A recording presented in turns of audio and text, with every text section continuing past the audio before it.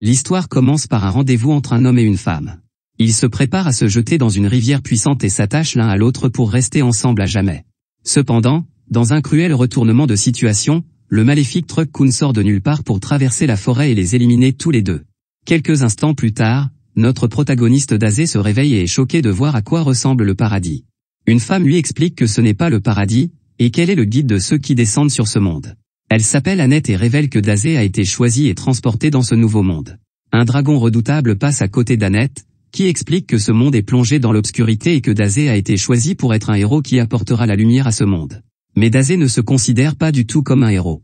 Il n'était qu'un type qui essayait de commettre un double échec avec sa petite amie et qui a été amené dans un monde étrange.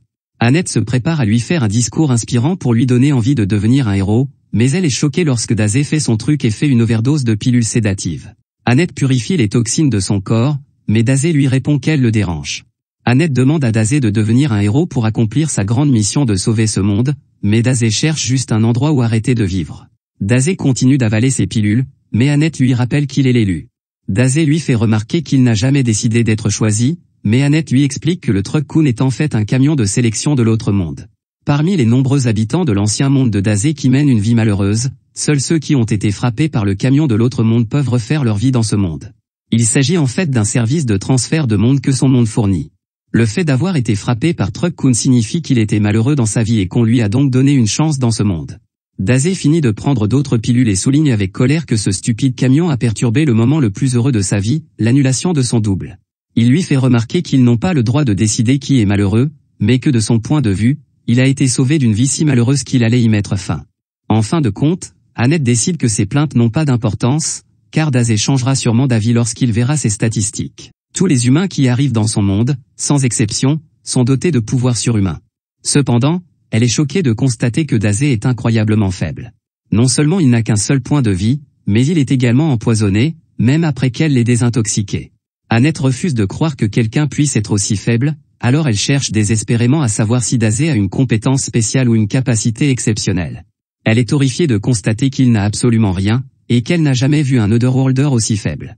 Dazé, qui a l'air très malade, s'apprête à partir, mais Annette l'en empêche et finit par admettre qu'il a dû être amené dans ce monde par erreur. Elle estime qu'il ne pourra pas survivre dans ce monde, et elle est choquée lorsque Dazé montre enfin un peu de confiance et déclare que ce qu'elle vient de dire ressemble beaucoup plus à ce qu'est réellement sa vie.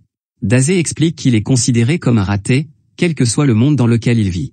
Annette s'excuse à nouveau pour son erreur et lui demande de rester un peu avec elle.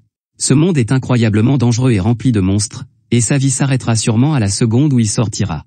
Elle est cependant stupéfaite lorsque Dazé lui dit de ne pas s'inquiéter car il est de toute façon à la recherche de sa dernière demeure. La raison pour laquelle Annette est si choquée est que Dazé est très différent de tous les autres. Avant, Annette était fière de guider les habitants de l'autre monde, et les rencontrer l'enthousiasmait. Cependant, elle a commencé à réaliser à quel point ils étaient prétentieux et arrogants. Bientôt, elle a eu l'impression que son travail consistait simplement à flatter les héros encore et encore, et elle a fermé son cœur. Cependant, sa vie a été bouleversée car Dazé est totalement différent. Dazé se prépare à entrer dans ce nouveau monde dangereux, mais Annette le supplie de choisir d'abord une profession. Dazé déclare qu'il n'a pas besoin de choisir un métier parce qu'il est un écrivain né, et il dit au revoir à la fille qui, selon lui, a de belles oreilles. Au moment où il s'en va, Annette déclare de façon dramatique qu'elle a enfin compris que ce qu'elle attendait, c'était que cet homme entre dans sa vie. Dehors, Dazé se rend compte qu'il ne peut pas lire l'écriture dans ce monde, mais il peut dire qu'il n'y aura pas de café pour lui. À ce moment-là, une voix lui annonce que Dazé a gagné 5 points d'expérience pour avoir découvert une nouvelle zone. Dazé souhaite que la voix s'arrête car il souffre de migraine, mais une voix encore plus forte annonce que Dazé est passé au niveau 2. À ce moment-là, un arbre s'effondre et une jeune fille hurle alors qu'elle est attaquée par un monstre. Elle supplie Dazé de l'aider parce qu'il est un aventurier, mais ce dernier se contente de la regarder en pensant que beaucoup de gens ont des oreilles bizarres dans ce monde. Elle continue de le supplier de l'aider, mais Dazé se contente de lui demander la permission d'écrire un roman sur elle. Dazé finit par comprendre qu'elle veut qu'il la sauve et lui demande de lui accorder un moment. Dazé tente à moitié de l'atteindre, mais finit par déclarer qu'il ne peut pas l'atteindre. Elle lui demande d'utiliser une épée ou un sort, mais le monstre finit par s'emparer de Dazé. Dazé dit simplement qu'il ne peut plus respirer, et la jeune fille explique que l'arbre leur vole leur force vitale. Il ne leur reste que quelques minutes avant de mourir, mais elle est choquée lorsque Dazé lui dit que c'est une bonne nouvelle. Dazé se réjouit de ses derniers instants et fait ses adieux au monde. La jeune fille le supplie de ne pas abandonner, mais Dazé ne réagit pas du tout. Elle est stupéfaite que sa vie se termine d'une manière aussi étrange, Mais elle est encore plus surprise lorsque l'arbre est recouvert d'obscurité et qu'il explose. Dazé est étonnamment toujours en vie, à sa grande déception, et la voix annonce que Dazé a infligé 300 points de dégâts avec son poison. La jeune fille est absolument stupéfaite car ce grand aventurier a éliminé le monstre en lui faisant absorber son poison au lieu de sa force vitale. Dazé passe au niveau 3 et la jeune fille se demande s'il s'empoisonne lui-même. Elle se demande alors pourquoi il fait semblant d'être faible alors qu'il est plutôt fort, mais il explique que cela lui arrive toujours. Il veut cesser d'exister, mais il finit par survivre. Il a essayé 5 fois d'arrêter de vivre, mais cela ne s'est jamais bien passé. La jeune fille ne sait pas pourquoi il est si déprimé, mais elle lui est reconnaissante de lui avoir sauvé la vie, et elle le remercie. Elle lui propose de l'emmener chez elle pour qu'il se repose, et il se présente. Lorsque Dazé touche sa main, il se souvient de sa petite amie Sakan et se demande si elle est aussi venue dans ce monde. La jeune fille lui dit alors avec colère qu'elle ne s'appelle pas Sakan. Elle essaie de lui dire son vrai nom, mais Dazé est déjà dans les nuages en pensant à Sakan. La jeune fille est frustrée car il l'ignore, mais il a une bonne raison. Dazé vient de trouver une raison de vivre dans ce nouveau monde. Il revoit son dernier souvenir avec sa petite amie et déclare qu'il retrouvera Sakan où qu'elle soit dans ce monde. Sa déclaration n'est pas exactement ce qu'elle semble être, car il veut la trouver pour qu'il puisse commettre le double non-vivant à nouveau. De retour auprès d'Annette, elle prie le dieu de son monde pour que Dazé soit protégé. Elle souhaite également le rencontrer à nouveau un jour, et son vœu est exaucé puisque Dazé revient. Elle ne pourrait être plus heureuse de le voir, mais elle est stupéfaite de voir que sa nouvelle amie féline est là aussi. Annette n'arrive pas à croire qu'il a déjà une compagne, mais elle se reprend car Dazé a une question à lui poser. Il veut savoir si Annette a rencontré une fille nommée Sakan, et Annette est horrifiée d'entendre qu'une troisième femme est impliquée. Dazé s'en va car Annette n'a aucune information sur Sakan, mais la féline lui assure qu'il la retrouvera. Elle veut s'arrêter au château de Ross avant d'aller chez elle, mais elle est choquée quand Annette apparaît pour l'empêcher de tenir la main de Dazé. Annette pense qu'il s'agit d'un comportement éhonté, mais le chat veut simplement savoir pourquoi Annette est venue avec eux. Annette étant trop timide pour répondre, le chat comprend qu'elle doit être amoureuse de Dazé. Bien sûr, Annette le nie et déclare simplement que c'est son travail de protéger ce faible étranger. Le fait qu'il soit un autre monde fait comprendre au chat que c'est pour cela que Dazé est si fort, mais Annette lui fait remarquer qu'il est en fait très faible. Les deux se disputent à propos de sa faiblesse, mais le chat révèle que Dazé a vaincu un monstre et lui a sauvé la vie. Annette est horrifiée, car lui sauver la vie signifie qu'ils se sont rapprochés, et elle traite rageusement la jeune fille de chatte voleuse. À ce moment-là, Dazé annonce qu'il a trouvé quelque chose de merveilleux. Il dit que c'est un lit très confortable, mais c'est en fait un cercueil, et il dit aux filles de le réveiller quand elles arriveront à la ville. Dazé dit bonne nuit à Annette et à la fille chat, mais le chat lui fait remarquer avec colère que ce n'est pas son nom. Mais Dazé est déjà endormi et Annette lui fait remarquer que Dazé l'a appelé par le bon nom. Annette se charge alors de traîner Dazé dans son cercueil, mais le chat se demande si c'est vraiment son travail en tant qu'ecclésiastique. Tama finit par se lasser de traîner Dazé dans son cercueil. Elle lui demande de sortir et de marcher, mais il ne répond pas. Les filles commencent à se demander s'il est encore en vie, mais son écran de statut révèle qu'il se repose. Annette est prête à continuer, mais le chat doit lui rappeler qu'elle ne s'appelle pas Tama. Dans son cercueil, Dazé se souvient à nouveau de sa petite amie et promet de la retrouver pour qu'il puisse se dédoubler. Un peu plus tard, les filles réveillent Dazé alors qu'elles sont arrivées au château de Ross. Dazé est émerveillé par ce nouveau monde, et son groupe va à la rencontre du roi Thomas et de la princesse Charlotte. Thomas leur permet de passer la nuit dans son château après leur long voyage, et les filles pensent que c'est un roi très généreux. Thomas n'a cependant qu'une seule condition. Il aime entendre les histoires des voyageurs, et il aimerait donc que Dazé partage un souvenir agréable de son voyage. Dazé propose de lui raconter ce que cela fait de dormir dans un cercueil, mais cela ressemble à une menace pour le roi. Le roi change d'avis et demande plutôt leur avis sur quelque chose. Thomas fait venir un vaillant guerrier nommé Gomez et un ménestrel nommé Otto. Il explique qu'en raison de l'influence du Seigneur des Ténèbres, l'activité des monstres s'est accrue ces derniers temps. Le roi devient trop vieux pour s'en occuper, et il a donc décidé que l'un de ces deux hommes deviendrait l'époux de la princesse Charlotte et le prochain roi.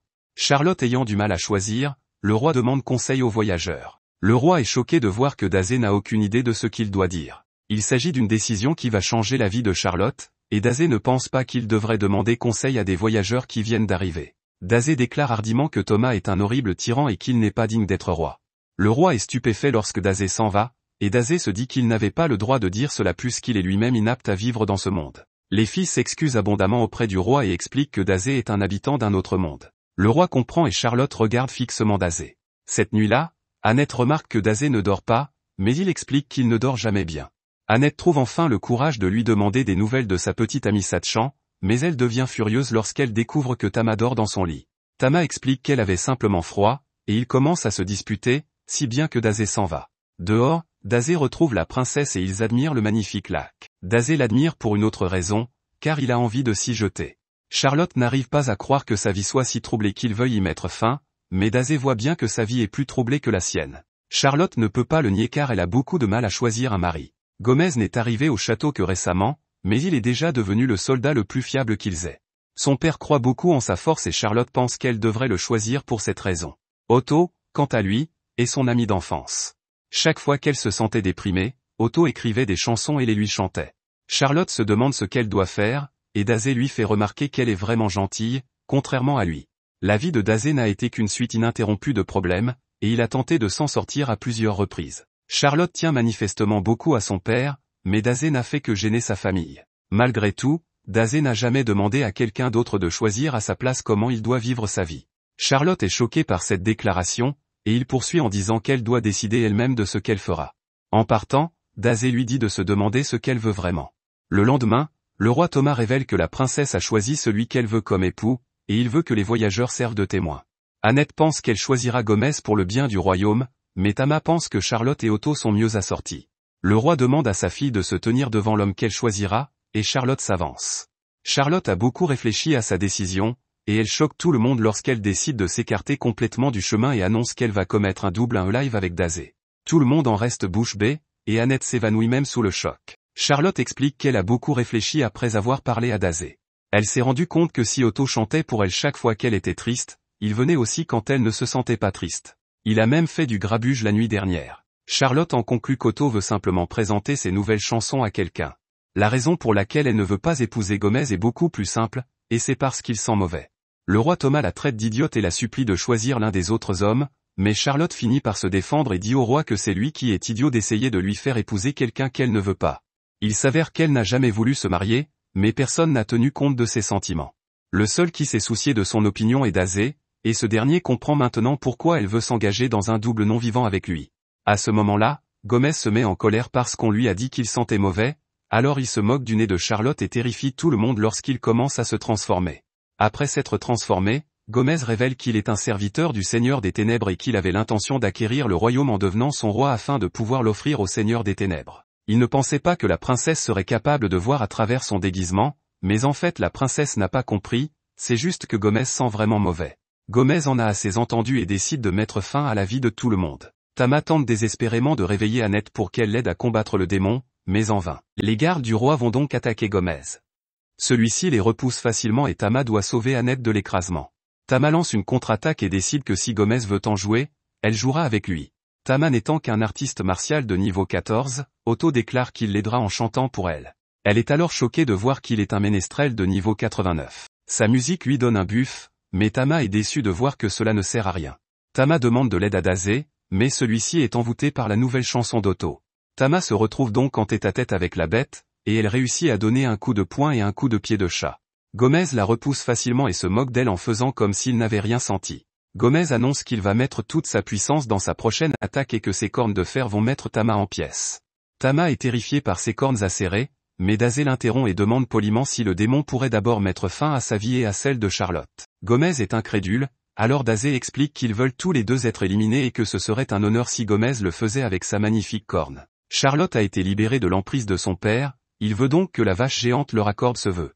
Tout le monde supplie Dazé de revenir sur sa décision, mais celui que Dazé appelle une vache géante est déjà à bord. Gomez déclare qu'il les éliminera d'abord, puis le roi, et qu'il brûlera ensuite la ville, mettant ainsi fin à la vie de tous les citoyens du royaume. Dazé s'en moque puisqu'ils ne seront pas en vie pour autant, mais Charlotte semble bouleversée. Dazé lui assure que tout ira bien car leur vœu sera exaucé. Tout le monde supplie le monstre de s'arrêter, mais il est trop tard car Gomez a déjà commencé à les attaquer. C'est alors que Charlotte prend conscience qu'elle ne veut pas que sa vie s'arrête tout de suite. Elle déclare qu'elle veut continuer à vivre pour protéger les habitants du royaume. Il s'avère que Dazé savait qu'elle reviendrait à la raison, et il souligne qu'elle est vraiment une gentille princesse. Dazé a un plan depuis le début, il pousse Charlotte en lieu sûr et lui déclare qu'elle ne sera pas sa partenaire pour la double survie. Charlotte l'appelle alors qu'il est sur le point d'être anéanti, mais Annette sort de nulle part et protège Dazé avec une barrière. Prêtresse de niveau 18, elle refuse de laisser Dazé perdre la vie tant qu'elle est là. Les cornes du démon sont brisées par la barrière d'Annette, et Tama enchaîne avec son attaque de chat sauvage. Cette attaque est très puissante et envoie Gomez hors du château. Tama remercie à contre-séure Annette de l'avoir sauvée, mais Annette fait remarquer que Tama l'a également sauvée. Otto déclare qu'il va transformer leur belle amitié en chanson, mais tout le monde en a déjà assez de ce type.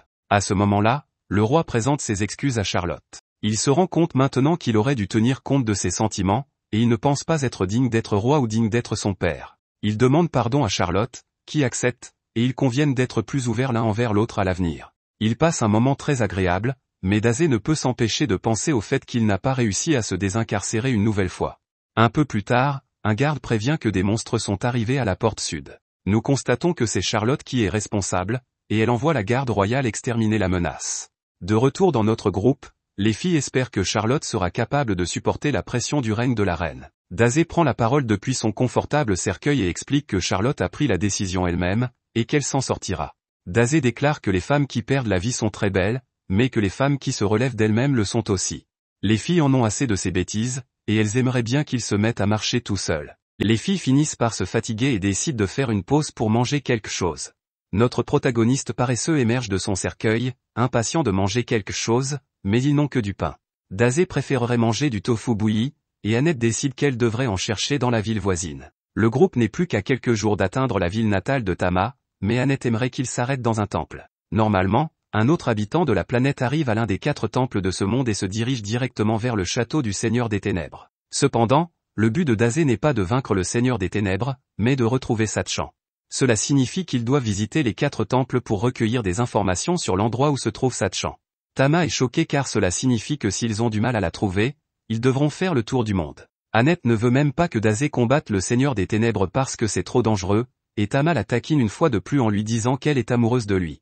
Annette le nie et explique que Dazé lui a redonné espoir alors qu'elle avait abandonné son travail. Tama fait remarquer que Sachan pourrait être l'âme sœur de Dazé, et Annette accepte de voyager avec lui pour le découvrir. Tama accepte de les accompagner jusqu'à sa ville natale, mais les remerciements timides d'Annette font comprendre à Tama qu'Annette préférerait être seule avec Dazé. Annette a quitté son travail, et Tama se demande si elle sera autorisée à entrer dans le temple. Annette n'est pas inquiète, car la prêtresse en chef du temple voisin est une amie très chère. De plus, Annette ne s'est pas contentée de quitter son poste sans préavis, elle a envoyé sa lettre de démission en utilisant son familier. Ce familier fait sa première apparition, mais en grignotant la tête de Dazé. Annette gronde le petit monstre, mais elle s'énerve encore plus lorsqu'elle apprend qu'il n'a pas remis sa lettre de démission. Dazé fait remarquer que la petite bête est plutôt loyale pour être revenue auprès de son maître, et il la nomme Mélo. Mélo semble s'être pris d'affection pour lui, mais Dazé souhaite simplement se reposer. À ce moment-là, Dazé doit dire à Mélo de se calmer, car il commence à paniquer et un dragon terrifiant apparaît. Les dragons sont les monstres les plus puissants de ce monde, et ils terrifient les filles en poussant un cri. C'est alors qu'une fille l'appelle Ryuka et lui demande d'arrêter. Annette et Tama sont confuses lorsque la jeune fille s'approche du dragon et lui disent de faire attention. Elles sont choquées, cependant, lorsque cette fille parle une autre langue au dragon et l'apprivoise.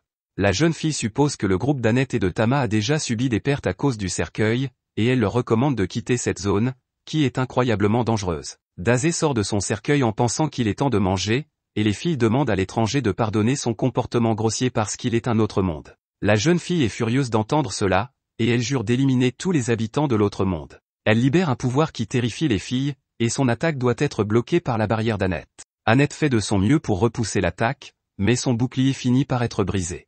Notre groupe est gravement blessé, car l'attaque de la jeune fille a causé d'énormes dégâts dans la zone, et Annette admet que la magie de la jeune fille est incroyablement puissante. Les filles jurent de protéger Dazé à tout prix, mais l'inconnu les met à genoux grâce à son pouvoir. Le symbole de l'inconnu terrifie encore plus Annette car il s'agit du symbole du Seigneur des Ténèbres en colère. À ce moment-là, les filles sont choquées lorsque Dazé se lève, car il en a assez de tous ces comportements dangereux. Il leur fait remarquer qu'elles n'ont rien à voir avec tout cela. Dazé rappelle à la jeune fille qu'elle est à la recherche d'être d'un autre monde et qu'il est son seul adversaire. Il lui dit de faire ce qu'elle veut et lui révèle qu'il est prêt à mettre fin à sa vie à tout moment. Ses amis le supplient d'arrêter, mais il est trop tard, l'inconnu exauce son vœu et lui transperce la poitrine avec son bras. Les filles sont terrifiées, Dazé s'effondre sur le sol et l'inconnu révèle qu'elle s'appelle Valdelia. Annette et Tama s'évanouissent, mais Valdelia est choquée lorsque Dazé révèle qu'il est toujours en vie. Il peut voir que Valdelia a beaucoup de haine en elle, et Dazé dit qu'il peut comprendre. Il a déjà perdu la raison à cause d'une haine intense. Valdelia est terrifiée de le voir encore en vie lorsqu'il s'approche d'elle, et Dazé dit que ses yeux sont très tristes. Dazé aimerait savoir pourquoi, mais la terreur de Valdelia la pousse à s'enfuir avec son dragon. Elle n'est toujours pas rassurée par ce qui vient de se passer et se demande qui est Dazé.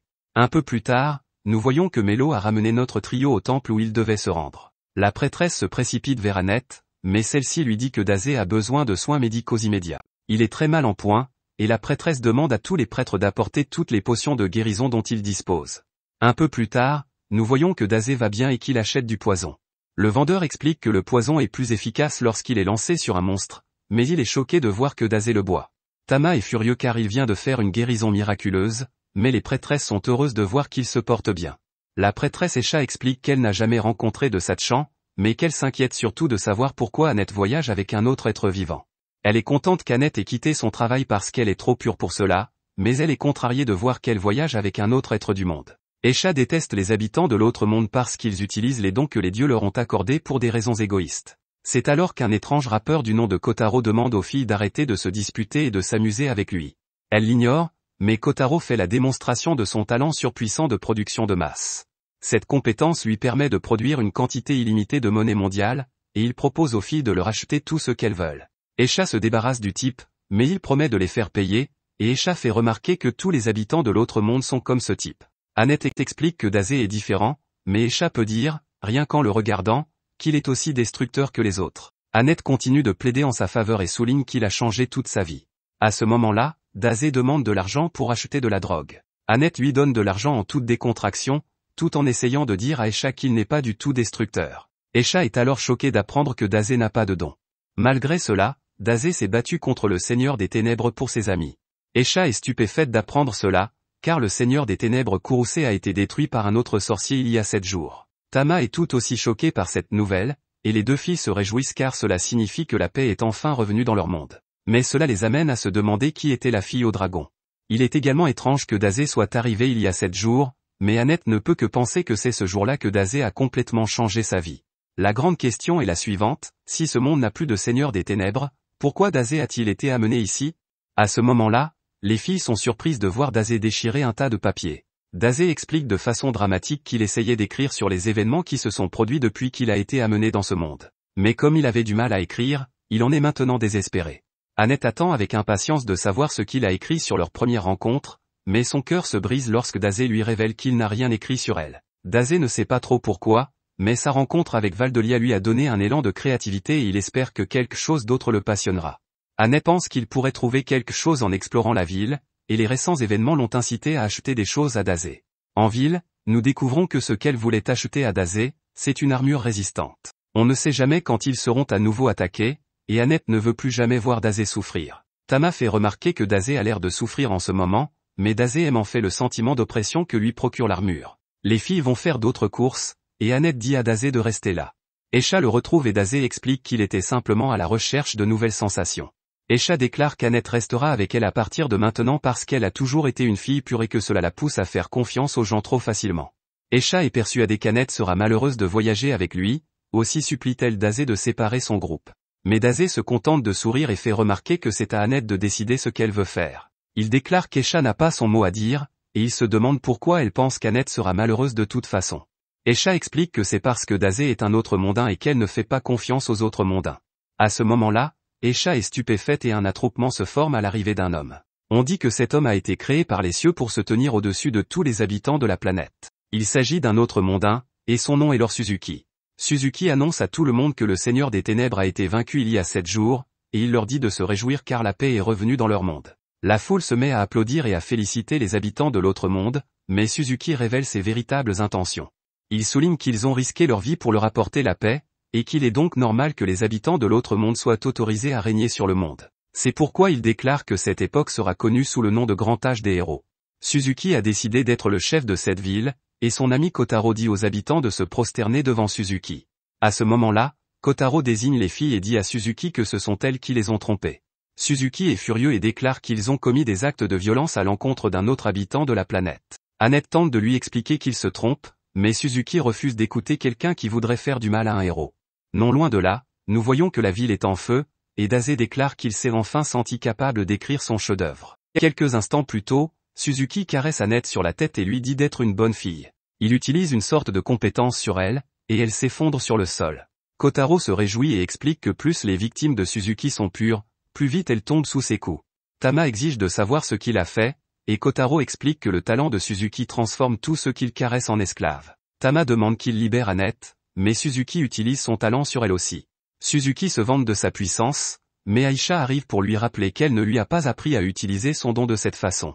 Elle déclare que la ville ne tombera jamais sous son contrôle, et tous les habitants sont d'accord avec elle. Suzuki décide alors de détruire la ville et envoie ses loups attaquer tout le monde. Il demande à Aisha de l'appeler héros et lui dit d'être heureuse parce qu'il a l'intention d'utiliser son église comme château. La ville est maintenant en feu et le chaos s'installe. Tama est sous le contrôle de Suzuki et attaque Dazé comme un animal sauvage. Dazé se rend compte qu'Annette avait raison de porter une armure depuis le début, car on ne sait jamais qui peut attaquer.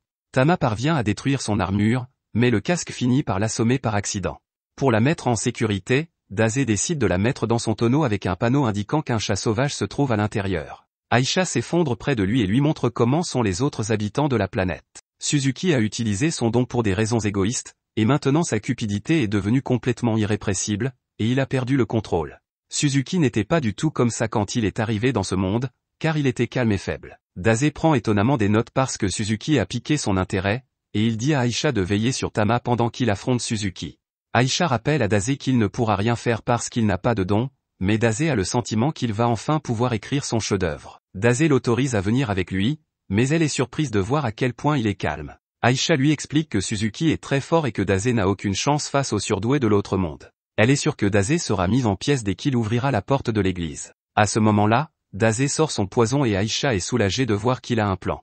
Elle suppose qu'il va empoisonner les chiens de garde de Suzuki, mais elle est choquée de voir qu'il le boit à la place. Il n'a plus de poison, alors Aisha prend les choses en main et lui dit de la suivre pour qu'il puisse se faufiler à l'intérieur. Dazé l'ignore et ouvre la porte. Il va droit au but et dit à Suzuki qu'il aimerait fonder un roman sur lui. Suzuki suppose que Dazé veut écrire l'histoire héroïque de Suzuki le héros à la conquête d'un autre monde, mais Dazé a une idée différente, le roman parlera d'un homme qui obtient plus de pouvoir qu'il ne le mérite et qui tombe dans sa propre cupidité. Insulté, Suzuki envoie ses loups à la poursuite de Dazé, mais notre protagoniste se contente d'écrire. Aisha s'occupe de la plupart des loups, mais l'un d'eux l'attrape et Suzuki s'apprête à mettre fin à leur jour. Aisha prévient que l'attaque vise Dazé, mais ce dernier continue d'écrire. L'attaque est déclenchée, mais tout le monde est choqué lorsqu'elle est bloquée par le casque de l'armure de Dazé. Il s'avère que c'est Melo qui porte le casque, et Dazé le remercie. Kotaro est terrifié parce qu'ils n'ont plus de potion de boule de feu, mais Suzuki lui rappelle qu'il a toujours son animal de compagnie numéro 1. Suzuki l'avertit que son animal prend la vie de tous ceux qu'il mord, et il rit comme un fou lorsque Dazé se fait mordre. La bête s'effondre cependant, et Dazé déclare que les chiens devraient toujours être enchaînés. Le système de Dazé émet une voix qui annonce qu'il a infligé 600 points de dégâts à la bête avec son poison. Kotaro est stupéfait de voir le loup se transformer en cendre, et Aisha suppose que Dazé s'est lui-même empoisonné. Suzuki traite Kotaro de lâche alors qu'il s'enfuit, mais Suzuki n'est pas prêt à abandonner. Il fait appel à son atout, et Aisha est horrifiée de voir qu'il s'agit d'Annette. Il demande à Annette de les éliminer, mais Aisha se défend et déclare qu'ils doivent battre en retraite. Dazé n'est pas d'accord et explique qu'Annette n'est pas aussi faible qu'Aisha semble le penser. Dazé s'approche d'elle, mais Suzuki lui explique que sa compétence ne peut être retirée par personne et qu'Annette sera son esclave pour le reste de sa vie. Dazé n'écoute pas l'intello et lui explique que c'est Annette qui décidera de ce qu'elle fera de sa vie, et que Suzuki n'a pas son mot à dire. Dazé se place juste devant sa lame et lui rappelle qu'elle n'est pas un oiseau en cage. Annette semble lutter contre le sort de Suzuki, qui lui hurle de se dépêcher d'éliminer Dazé. Annette se prépare à le faire, mais nous voyons alors ce qui se passe dans son esprit. Elle est enfermée dans une cage, mais Dazé semble l'éclairer. Annette a un moment de lucidité, elle se poignarde et rompt le sortilège. Dazé la rattrape et les deux se saluent. Dazé demande à Aisha de soigner les blessures d'Annette, et elle pense à la façon dont il a dit qu'Annette n'était pas faible. Suzuki est complètement choqué par le fait que quelqu'un ait rompu son sort, et il ne peut pas le supporter. Il tente de se désincarcérer, mais Dazé l'en empêche. Dazé rappelle à Suzuki qu'il est en train d'écrire un roman sur lui et qu'il ne peut donc pas mettre fin à l'histoire prématurément. Dazé demande à Suzuki de lui raconter son histoire, ce qui nous permet de découvrir le passé de Suzuki. Suzuki explique qu'il a toujours été timide et que les plus forts en faisaient leur animal de compagnie. Il a pensé plusieurs fois à se désincarcérer, mais il n'a jamais pu le faire. Un soir, Suzuki est tombé sur un homme ivre, mais il n'a pas eu le courage de se défendre lorsque l'homme ivre l'a insulté. Suzuki a été distrait et a été victime de l'impitoyable Truck-kun. Il a été emmené dans le Nouveau Monde, où il a été accueilli par Aisha. Elle lui explique qu'il est désormais un héros et qu'il doit utiliser le don qui lui a été accordé pour vaincre le Seigneur des Ténèbres. L'aventure de Suzuki commença, et il apprit à utiliser son don en contrôlant des loups. Il utilise les loups pour vaincre un monstre et se rend compte de sa puissance. En ville, Suzuki recevait des regards étranges parce qu'il était différent de tout le monde. Il a été bousculé et insulté comme avant, mais cette fois, il a utilisé son don pour se venger. Suzuki explique qu'il a subi d'innombrables échecs dans son ancien monde. Pourtant, il s'est soudainement vu accorder le pouvoir et est devenu un héros. Pour Suzuki, il est irréaliste de penser que quelqu'un qui a vécu tout cela essaierait de sauver un nouveau monde. Suzuki a décidé de devenir méchant, mais il a échoué et se rend compte qu'il ne sera jamais qu'un faible. Suzuki est choqué d'entendre à quel point Dazé est satisfait, et Dazé déclare que son roman basé sur Suzuki est enfin terminé. C'est l'histoire d'un homme misérable qui, bien qu'espérant vivre en héros dans ce monde, n'a pu devenir ni un héros ni un méchant à cause de sa propre faiblesse. Dazé a décidé de l'intituler « Un autre monde n'est plus autorisé ». À ce moment-là, le livre de Dazé explose d'énergie et les pages entourent Suzuki. Dazé remercie Suzuki parce qu'il l'a aidé à écrire quelque chose qui le satisfait à nouveau. Malheureusement, Dazé décide que ce livre ne peut être qualifié de chef-d'œuvre. Il déchire l'une des pages et le sol se met à trembler. Les filles sont stupéfaites car elles remarquent qu'un cercle magique permettant d'invoquer des habitants d'un autre monde est apparu. Elles n'ont aucune idée de ce qui se passe, mais elles voient que le pouvoir de téléportation revient dans le cercle. De l'énergie jaillit de l'église et les filles sont stupéfaites lorsqu'elles réalisent que Suzuki a dû être renvoyé dans son propre monde. Annette est sûre que Dazé n'avait pas de don auparavant, mais en regardant son système, on s'aperçoit qu'il a un don d'écriture appelé storyteller, conteur. Aïcha est choquée et se rend compte qu'il s'agit probablement d'une compétence spéciale qui ne s'active que contre certaines cibles, et dans ce cas, il s'agit d'autres habitants du monde. C'est assez terrifiant, car cela signifie que Dazé a dû être amené dans ce monde pour combattre d'autres habitants de la planète. Dazé s'effondre sur le sol alors qu'il échoue une fois de plus à écrire son chef-d'œuvre, et il recommence à prendre des pilules. Dazé se demande s'il trouvera un jour quelqu'un d'autre qui l'intrigue, et se demande qui est ce type. Dazé se demande où est passé Suzuki, et il faut lui dire qu'il a renvoyé Suzuki dans son monde. De retour en ville, les loups s'en vont et Tama sort de son tonneau. Plus tard, Aïcha donne un nouveau cercueil à Dazé et s'entretient avec Annette. Elle prédit que Dazé a un rôle important à jouer dans l'avenir de leur monde, et que leur voyage sera dangereux. Annette pense qu'Aïcha va essayer de la convaincre de ne pas l'accompagner, mais elle est choquée lorsqu'Aïcha lui dit qu'elle est convaincue qu'Annette fera un excellent travail en soutenant Dazé. Avant leur départ, Aïcha demande à Dazé si Suzuki est devenu mauvais parce qu'il a reçu un pouvoir qu'il ne méritait pas. Dazé ne le sait pas, alors elle se demande si Suzuki devra continuer à vivre une vie misérable dans son ancien monde. Dazé explique que l'histoire de Suzuki se poursuivra et qu'il lui appartiendra d'en faire un chef-d'œuvre ou non. Aïcha est heureuse d'entendre cela et notre groupe s'en va. Nous retrouvons ensuite Suzuki dans son ancien monde. Il vient de passer un entretien d'embauche et on lui dit qu'il peut commencer demain. Suzuki se dirige vers l'extérieur et nous voyons un morceau d'une des pages du livre de Dazé qui dit « À suivre ». Ailleurs, Aïcha doit se rendre dans une autre cathédrale pour rencontrer les autres archevêques. Celui qui s'appelle Wolf s'est remis à boire parce que sa juridiction est remplie de nains. Il dit qu'Aïcha a de la chance parce que sa juridiction a des demi-humains et qu'elle n'a pas à s'occuper de nains toute la journée. Un troisième membre arrive et reproche à Wolf d'être spéciste. Wolf félicite ce type pour avoir été non seulement le premier non-elfe à être nommé prêtre, mais aussi pour avoir atteint le rang d'archevêque. Ce gros bonhomme rouge est un gobelin, et il fait remarquer que l'espèce d'une personne n'a pas vraiment d'importance. Il y a même des elfes qui ont un comportement honteux. Wolf est insulté, mais le cardinal Miller arrive pour mettre fin à leur dispute. C'est lui qui a convoqué les prêtres et il se prépare à entendre les rapports. Juste à ce moment-là, un autre prêtre arrive de façon embarrassante et s'excuse d'être en retard. La nouvelle fille s'appelle Aria et remplace Annette. Elle dit qu'elle n'a rien à signaler, mais qu'elle doit s'excuser lorsque Miller fait remarquer qu'une fille a récemment hérité du trône dans sa juridiction. Le gros bonhomme rouge s'appelle Elton, et son rapport révèle que la situation est toujours aussi paisible dans sa juridiction. Wolf, qui supervise le pays du désert et de la terre, n'a rien d'important à signaler. Il y a des conflits fréquents entre les nains, mais rien d'extraordinaire, et ils s'attaquent même parfois aux loups. Aïcha se présente au nouveau et révèle dans son rapport qu'un autre monde s'est déchaîné et a détruit la moitié d'une ville. Miller explique que c'est justement à cause de ces créatures qu'il a convoqué cette réunion. Le Seigneur des Ténèbres a déjà été vaincu par un groupe d'altermondialistes et le pape a donc décidé de sceller les cercles magiques qui relient leurs mondes. Cela signifie qu'ils ne convoqueront plus d'autres mondes. Elton se réjouit de la fin de leur combat contre le Seigneur des Ténèbres et Wolf est soulagé de ne plus avoir à s'occuper de ces êtres d'un autre monde. Cependant, Miller devient très sérieux et révèle qu'il y a un nouveau problème. Les 7 habitants de l'autre monde qui ont vaincu le Seigneur des Ténèbres ont revendiqué les terres du Seigneur des Ténèbres et en sont devenus les nouveaux maîtres. Les autres sont choqués, mais la situation ne fait qu'empirer, car les habitants de l'autre monde ont envoyé une déclaration au pape. Leur intention est de transformer toutes les terres en une utopie. Le pape est bouleversé, car il croyait que les habitants de l'autre monde étaient des anges envoyés pour sauver ce monde, et il les aimait pour cette raison. Or, ces gens qu'il considérait comme ses propres enfants ont sorti les crocs contre lui et ont déclaré la guerre au monde. Les 7 anges qui ont sauvé le monde sont devenus 7 anges déchus qui menacent maintenant le monde. Mais ce n'est pas tout, car d'autres démons déchus ont commencé à semer le chaos dans chaque région. Et comme si tout cela ne suffisait pas, la fille du Seigneur des Ténèbres, Valdelia, constitue toujours une menace. Les archevêques ont pour mission de protéger la paix de ce monde, mais ils ne peuvent pas croire que les habitants de l'autre monde sont devenus leurs ennemis. Si les habitants de l'autre monde travaillent ensemble, ils deviendront certainement une menace plus grande que ne l'était le Seigneur des Ténèbres. Arya se demande comment ils pourront combattre une telle menace et Aisha repense au pouvoir de Dazé. Aisha déclare qu'il y a peut-être un moyen de vaincre les habitants de l'autre monde, et elle parle de Dazé aux autres évêques. Elle leur explique qu'il a utilisé son don pour renvoyer un habitant de l'autre monde dans son propre monde. Les autres sont stupéfaits d'apprendre qu'un tel pouvoir existe, et le pape arrive pour demander si cela est vraiment possible. Tout le monde s'incline devant lui et le pape déclare que Dazé est peut-être la lueur d'espoir au milieu de toutes ces ténèbres. Le pape est intrigué par lui et charge Aisha de lui en dire plus sur Dazé. Ailleurs, un homme demande à une femme si elle pense à son bien-aimé. Celle-ci ne parle pas, mais fredonne une chanson. L'homme explique que leurs alliés sont partis vers diverses contrées. Quant à eux deux, ils resteront là où ils sont et observeront ce que réserve ce monde. Ailleurs, notre duo décide de s'arrêter dans une ville avant d'arriver à destination.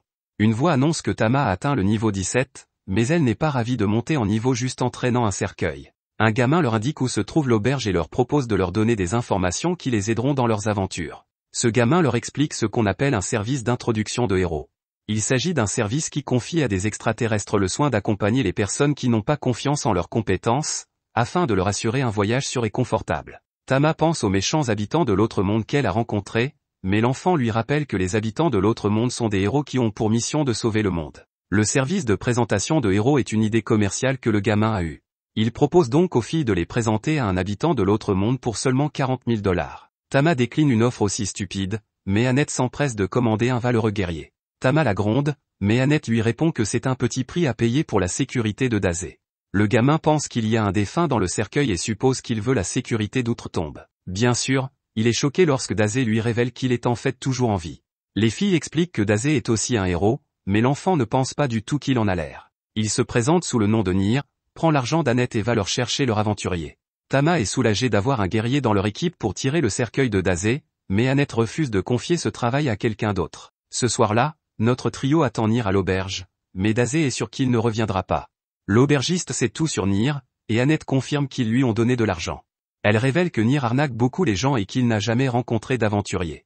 Il est impossible qu'il puisse présenter un aventurier à qui que ce soit, et ils ont juste été dupés par la grande gueule de Nyr. Annette devient furieuse, et Tama fait de son mieux pour la faire respirer profondément.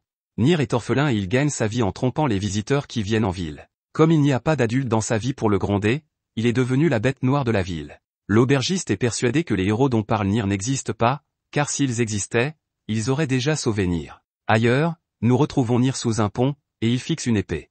Ce moment de tristesse est interrompu lorsqu'il est capturé par un groupe mystérieux. Ce groupe lui prend tout l'argent qu'il a économisé et lui annonce qu'il compte mettre fin à ses jours. Nyr devient furieux et déclare que ses amis des autres mondes viendront le sauver.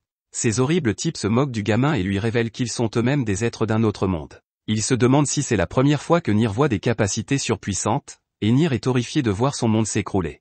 Le chef montre son arme ultime et déclare qu'elle peut même percer la peau d'un dragon. Les gars ont entendu dire que Nyr utilisait les noms des habitants d'un autre monde pour gagner de l'argent, alors ils le traitent de petit enfant maléfique qui doit être puni. Ils lui disent de se réjouir car il pourra se vanter dans l'au-delà d'avoir été éliminé par des héros, et ils entament un compte à rebours de 5 secondes. Nyr a perdu tout espoir car il a toujours pensé que les habitants de l'autre monde étaient des héros. Il se prépare à ce que sa vie soit finie lorsque le compte à rebours se termine et qu'on lui tire dessus, mais Dazé sort de nulle part pour le sauver. Dazé dit qu'ils n'ont pas le droit de s'appeler des héros et accuse les menteurs comme eux d'être à l'origine de la mauvaise conduite des enfants. L'un des voleurs analyse Dazé et panique en réalisant qu'il s'agit également d'une créature du monde extérieur. Le voleur affirme qu'il n'y a pas lieu de s'inquiéter pour Dazé, mais il s'aperçoit que ce dernier n'a qu'un seul point de vie et qu'il est également empoisonné. Le chef est déterminé à se venger pour les avoir effrayés, et il annonce à Dazé que sa vie va maintenant prendre fin. Malheureusement pour lui, cela intrigue Dazé. Les voleurs recommencent à paniquer lorsque la vitalité de Dazé commence à augmenter rapidement, et il leur dit de viser son cœur lorsqu'ils lui tireront dessus. Les voleurs sont horrifiés de voir à quel point Dazé est calme, et ils s'enfuient pour sauver leur vie. Nyr se demande si Dazé est un héros, mais Dazé répond qu'il n'a rien de spécial. Il dit que les adultes sont des enfants qui ont été trahis, mais Nyr n'est qu'un enfant et il n'est pas prêt à devenir un adulte. Les yeux de Nyr admirent encore les héros, alors pour l'instant, c'est comme ça que ça doit se passer. Dazé sort, mais l'enfant est choqué de voir qu'il le laisse derrière lui, tout attaché. Le lendemain matin, notre trio se prépare à se rendre directement à la ville de Gros. Les filles voient bien que Dazé n'a pas assez dormi et elles se demandent où il est allé la nuit précédente. Comme Dazé ne le dit pas, Annette soupçonne qu'il est allé voir une autre femme. Dazé ne lui dit rien et commence à se reposer. Juste à ce moment-là, Nir arrive et Tama exige qu'ils leur rendent leur argent. Nir répond qu'il ne leur a pas menti et qu'il sera le valeureux guerrier qui se joindra à leur groupe. Alors que le voyage se poursuit, Dazé reçoit des points d'expérience pour avoir exploré une nouvelle zone. La voix agaçante de l'annonce donne à Dazé l'envie de mettre fin à ses jours, et Nir est choqué de l'entendre parler ainsi. Nir met en garde les filles contre la dépression de Dazé, mais Tama rappelle à l'enfant qu'il est censé être un vaillant guerrier, et elle lui fait traîner le cercueil. Ils finissent par arriver à Grou, la ville natale de Tama, et il y a un poste de contrôle de sécurité. Tama dit aux autres de ne pas s'inquiéter, car elle est un peu célèbre là-bas et pourra facilement les faire passer. Tama va parler aux gardes, mais notre groupe est rapidement encerclé. Ils sont en train d'être arrêtés, mais Dazé semble être intrigué. Notre groupe est jeté dans une cellule, et Annette devient déprimée quand les dieux ne répondent pas à ses appels à l'aide. Tama a été séparée du groupe et Annette sanglote de façon incontrôlable. Les gardes ont arrêté Tama et tous ceux qui l'accompagnaient dès qu'ils l'ont vue, et Nir suppose qu'elle a dû commettre un crime terrible. Dazé se demande comment les gens sont exécutés dans ce monde, mais Annette refuse de le lui dire car il est visiblement impatient de le faire. Nir pense qu'il devrait essayer de s'échapper, et Annette se demande comment il compte s'y prendre. Le gamin crochette la serrure, mais Annette trouve que ce comportement n'est pas digne d'un soi-disant guerrier vaillant. Nir pense que Dazé va le féliciter pour avoir crocheté la serrure, mais il est en fait déçu car il doit vivre maintenant. Leur fuite échoue instantanément et ils sont rapidement capturés. Dazé tente de demander aux gardes s'ils vont être exécutés, mais ils le traitent de sale type. Notre groupe apprend qu'ils ont commis des crimes graves et qu'ils seront donc exécutés. Tout le monde, sauf Dazé, s'oppose à cette décision, mais on leur dit qu'ils sont coupables d'avoir enlevé la princesse du royaume, nommée Mathilda. Mathilda s'avère être Tama, et elle doit répéter à son père qu'elle n'a pas été kidnappée. Tama explique qu'elle voyageait tout en améliorant ses techniques de combat, et Annette corrobore l'histoire. Tama exige que ses amis soient libérés, mais le roi refuse, et Dazé est le seul à se réjouir de cette décision. Le roi finit par accepter de les libérer, mais il veut d'abord que Mathilda promette de ne plus jamais quitter le royaume de la sorte. Il veut qu'elle se comporte davantage comme sa mère, comme une personne digne de la royauté. Tama jette un coup d'œil à ses pauvres amis et accepte de faire ce que son père lui demande. Elle se comportera dorénavant comme une princesse et s'excuse auprès de ses amis, car leur voyage ensemble doit prendre fin. Tama s'en va et le reste du groupe est libéré. Ils vont manger, mais Dazé est plutôt déçu de ne pas avoir mis fin à sa vie. Nir n'arrive pas à croire que Tama est une princesse, et Annette se rend compte qu'elle a eu tort de traiter Tama si mal. Annette panique alors car elle craint d'être exécutée pour avoir été si méchante avec elle. À ce moment-là, une serveuse nommée Faune les entend parler de la princesse. Faune avait l'habitude de servir la princesse au château, et elle semble déçue d'apprendre que le roi a forcé Tama à revenir. Dazé voit bien qu'elle en sait beaucoup sur la relation entre Tama et son père, alors il lui demande plus d'informations. Dazé explique comment il a rencontré Tama et admet qu'il serait difficile de ne pas s'intéresser à son passé. Annette pense qu'il ne devrait pas s'intéresser à son passé parce que c'est une princesse et qu'il devrait probablement commencer à l'appeler par son vrai nom. Dazé dit qu'il se fiche de tout cela parce qu'elle est Tama pour lui, et la serveuse accepte de dévoiler le pot aux roses. Au château, Tama rit de la façon dont tout le monde a agi lorsqu'ils ont appris qu'elle était une princesse, et elle se demande ce qu'ils sont en train de faire. À ce moment-là, elle remarque quelqu'un d'étrange qui se tient sur le toit d'une maison. Tama est choquée de voir que la maison a subi d'importants dégâts et que le roi est apparu pour confronter l'agresseur. Ce type est venu sur la terre où les demi-humains se rassemblent simplement parce qu'il n'a pas encore mangé de demi-humains. Il se demande quel goût ils ont et se présente sous le nom de Kaibara. Kaibara révèle qu'il est l'un des héros qui ont tué le Seigneur des Ténèbres et sauvé le monde. Malgré son statut de héros, il est désormais connu sous le nom d'ange déchu de la gourmandise. Le roi se rend compte que ce type est l'un des 7 anges déchus et se demande ce qu'il fait là. La réponse de Kaibara est simple, il est venu consommer la nation entière. Kaibara montre le don qu'il a reçu de Dieu, mais les troupes sont déterminées à lui montrer pourquoi elles ont appelé Grou une nation de héros. Il s'apprête à attaquer ce type, mais Kaibara utilise son don pour les dévorer vivants d'un simple claquement de doigts. Le don de Kaibara lui permet de manger ce que la bouche géante mange, et il dit que les troupes ont un goût épouvantable. Kaibara ne veut pas manger des troupes dégoûtantes et préfère consommer des femmes. Le roi choque ses troupes car il prévoit de combattre Kaibara seul, et il dit à Kaibara qu'il ne le laissera pas partir vivant. Le roi est un guerrier de niveau 56, et il démontre sa puissance en bloquant les attaques de Kaibara avec le sol. Kaibara tente de se moquer de lui, mais le roi réussit à porter une puissante attaque de foudre. Kaibara faisait semblant d'être blessé et repousse le roi. Il admet que l'attaque aurait détruit une personne normale, mais il explique que son corps est bien plus résistant que celui de n'importe qui d'autre. La raison en est qu'il a mangé un tas de golems l'autre jour. Le roi devient très sérieux alors que de l'électricité commence à couler de son poing, et le bras droit du roi se demande s'il a l'intention d'utiliser sa technique ultime. C'est choquant car cela signifie qu'au lieu de capturer Kaibara, le roi va le détruire. Le roi dit que Kaibara ne mérite aucune pitié après avoir éliminé ses troupes, et il déclare qu'il va détruire Kaibara en une seule attaque. Les deux hommes foncent l'un sur l'autre, mais le roi est choqué lorsque Tama les arrête. Kaibara est excité de voir la demi-fille, mais Tama est terrifiée lorsqu'elle réalise qu'il était l'homme sur le toit. Tama se prépare au combat en déchirant sa robe en lambeaux, mais le roi lui dit de rester en arrière. Il lui dit qu'elle ne pourra jamais remplacer quelqu'un qui s'appelle Léon, ce qui la contrarie visiblement. De retour avec le groupe, la serveuse révèle que Tama avait un frère jumeau. Il s'appelait Léon et devait hériter du trône. Avec Tama et Léon en tête, tout le monde pensait que la paix serait éternelle dans le royaume. Cependant, il y a 10 ans, Léon et la reine perdirent la vie au cours d'une tempête. Le roi a porté le deuil pendant très longtemps, et Tama a décidé de prendre la place de Léon pour soulager son père. C'est une histoire assez triste, mais Dazé semble satisfait pour une raison ou une autre. Malheureusement pour Tama, sa décision vient de créer un profond fossé entre elle et le roi. De retour au combat, le roi dit à Tama que ses arts martiaux sont totalement inutiles. Elle tente de prouver qu'elle peut se battre, mais Kaibara décide de ne pas se retenir et se prépare à la dévorer vivante. Tama est sur le point d'être dévorée, mais son père la pousse en lieu sûr au dernier moment. Tama lui crie qu'il a perdu son bras, et Kaibara admire l'amour entre un parent et son enfant. Kaibara espérait goûter à la technique ultime du roi, mais il est déçu car il ne pourra pas l'utiliser avec son bras manquant. Kaibara s'excuse de façon moqueuse de l'avoir mangé, ce qui rend Tama furieuse. Elle attaque avec une rage aveuglante, mais le bras droit du roi l'emporte. Kaibara, déçu, décide de garder le plat principal pour plus tard et se demande comment il va consommer le roi. De retour auprès de Dazé, il remercie Faune pour ses informations, et le bras droit du roi surgit de nulle part. Tama est inconscient, et il lui explique que le château est tombé aux mains de l'autre monde maléfique qui est soudainement apparu. À ce moment-là, tout le monde dans le royaume est surpris par un trou dans l'un des murs du château. Tout le monde s'inquiète en voyant le roi ligoté, et Kaibara déclare qu'il est le nouveau roi du pays. Kaibara leur assure qu'il n'est pas là pour les opprimer, et qu'il ne veut qu'une chose en tant que roi. Mais cette chose est plutôt horrible, car il dit qu'il veut goûter la chair de toutes les variétés de demi-humains qui vivent ici. Il tente de calmer tout le monde en disant que les hommes peuvent continuer à travailler comme d'habitude car il ne veut consommer que les femmes et les enfants. Les gens rejettent cette horrible proposition, mais Kaibara fait de l'un d'entre eux un exemple. Kaibara change d'avis sur le fait de ne pas manger les hommes et décide de manger des familles entières pour qu'elles soient réunies dans son estomac. Tout le monde s'enfuit en panique, mais Kaibara a posté des monstres dans toute la ville. Kaibara s'en va pour l'instant, et Nir fait remarquer que ce type est un psychopathe. Dazé ne semble pas du tout inquiet pour une raison quelconque et termine d'écrire. La situation de Tama est vraiment difficile, c'est pourquoi Dazé l'appelle l'héroïne de la tragédie. L'héroïne qu'il recherche ne se contente jamais d'accepter la tragédie.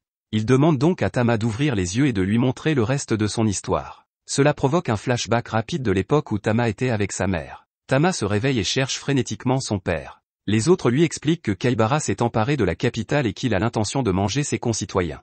Tama, furieuse, est empêchée de s'en prendre à Kaibara, et on lui rappelle que le roi n'avait aucune chance contre lui. Tama révèle que son père a échoué parce qu'il essayait de la protéger, et elle jure de protéger cette nation. À ce moment-là, Annette se souvient d'une tragédie qui a coûté la vie à la mère et aux frères de Tama. Tout le monde dans le royaume a versé des larmes pour eux, il est donc clair qu'il se soucie beaucoup de la famille royale de Tama. Les gens perdront tout espoir si Tama tombe aux mains de Kaibara, alors Annette lui dit de laisser ses amis s'en occuper. Tama hésite, mais Annette lui rappelle qu'ils ont une arme secrète pour vaincre les habitants des autres mondes. Dazé dit à Nir, Annette et Mélo qu'il est temps de partir, et Tama apprend qu'elle a de très bons amis. Au château, notre groupe est confronté à des monstres qui ont reçu l'ordre d'éliminer tous ceux qui les approchent. Annette dit à Dazé de rester en arrière, mais il s'avance étonnamment et dit aux monstres qu'ils sont juste venus pour être mangés. Dazé dit qu'il a été inspiré par le discours de Kaibara. Dazé pense toujours à la mort, mais il n'a jamais envisagé d'être mangé à mort. Dazé dit aux monstres d'aller informer le roi, mais ils sont confus car c'est une demande étrange de la part d'un fou. Il leur dit de se dépêcher, mais cela ne fait que les jeter à nouveau en prison. Dazé demande à Annette de se calmer, mais elle l'accuse de tous les maux. Il ne s'inquiète pas du tout et révèle qu'il a caché un crochet dans le chapeau de l'enfant. De retour en ville, Briard découvre que Tama est parti. Au château, Kaibara se prépare pour son premier repas, mais les monstres arrivent pour lui parler de l'étrange humain qui est arrivé. C'est alors que Tama surgit de nulle part pour détruire l'un de ces monstres. Kaibara savait qu'elle finirait par arriver, mais le roi la traite d'idiote. Tama est manifestement furieuse, mais Kaibara se réjouit de pouvoir manger une demi-girl.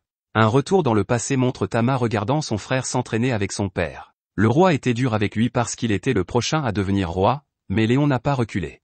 Le roi détestait que Tama les observe toujours et elle supplia son père de la laisser s'entraîner elle aussi.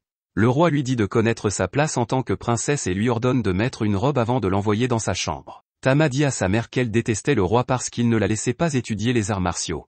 Elle souhaite ne jamais être née princesse, mais sa mère lui dit d'écouter attentivement ce qu'elle va dire. Nous revenons dans le présent où Kaibara dit qu'il savait que Tama viendrait s'il utilisait son père comme appât. Tama jure de détruire Kaibara de ses propres mains, mais Kaibara la distrait et lui assène une puissante attaque électrique. Elle subit de sérieux dégâts et son père l'appelle. Tama se rend compte que Kaibara vient d'utiliser l'une des attaques du roi, et Kaibara explique que c'est à cause de sa compétence surpuissante appelée gloutonnerie. Non seulement il gagne des capacités accrues en fonction de la chair qu'il mange, mais il peut même utiliser des compétences possédées par la chair. Kaibara se moque de Tama en lui disant qu'elle sera déchirée par les compétences de son père avant d'être mangée. Ailleurs, Annette est impressionnée car sa capture faisait partie du plan de Dazé pour entrer dans le château.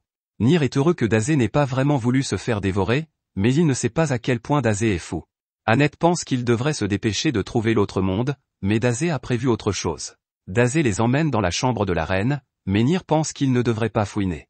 Dazé dit qu'il a besoin de ses compétences exceptionnelles, alors le gamin change d'avis et s'introduit dans la commode de la reine. C'est là que nous voyons ce que Dazé cherchait depuis le début. De retour auprès de Tama, Kaibara prend le contrôle du combat en la frappant de toutes parts. Il est d'accord avec son père lorsqu'il lui fait remarquer que ses arts martiaux sont inutiles. Un coup d'œil en arrière montre qu'elle se demandait pourquoi Léon s'entraînait toujours.